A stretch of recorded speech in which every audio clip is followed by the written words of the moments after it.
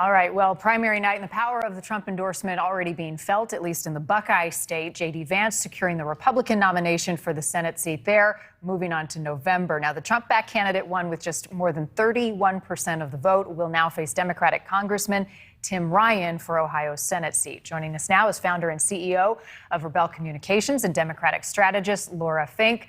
Laura, appreciate you coming on the program tonight. Welcome to you. Can Tim Ryan and the Democrats make the midterms about appointing liberal judges? What will this be about in November?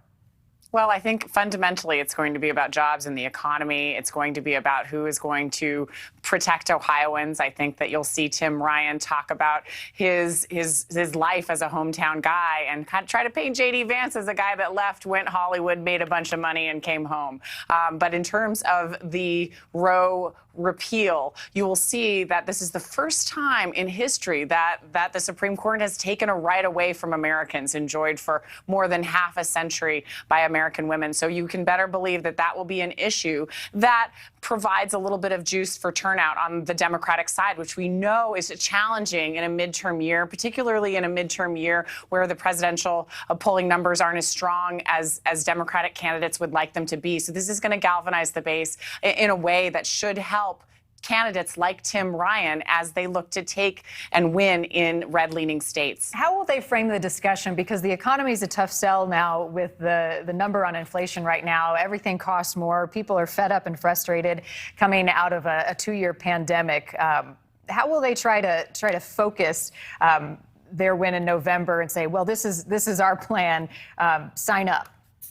Well, I think it's for Tim Ryan, it's been all about China. It's been about bringing manufacturing jobs back to Ohio, which was their bread and butter for so long, and which has the abandonment of those manufacturing plants has been a problem and a challenge to working class voters across the state. I think he's going on his track record of running against Nancy Pelosi and being sort of an independent-minded Democrat. I think you'll see a lot of centrist Democrats take that same path as they hope to bring on those independent voters that are turned off by Trumpism and bring them along with more progressive voters that see things as an existential threat, like the threat to women's rights, to privacy rights, potentially to gay rights, and other civil rights. All right. So, Laura, fair point that there is this model of a Democrat. I'm thinking primarily Joe Manchin, right, who gets more popular in a red-leaning state.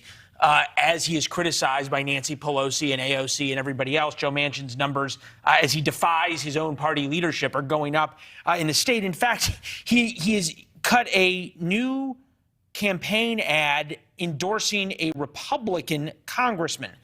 Thanks for watching. Click the red subscribe button below so you can get more of NewsNation's fact-driven, unbiased coverage.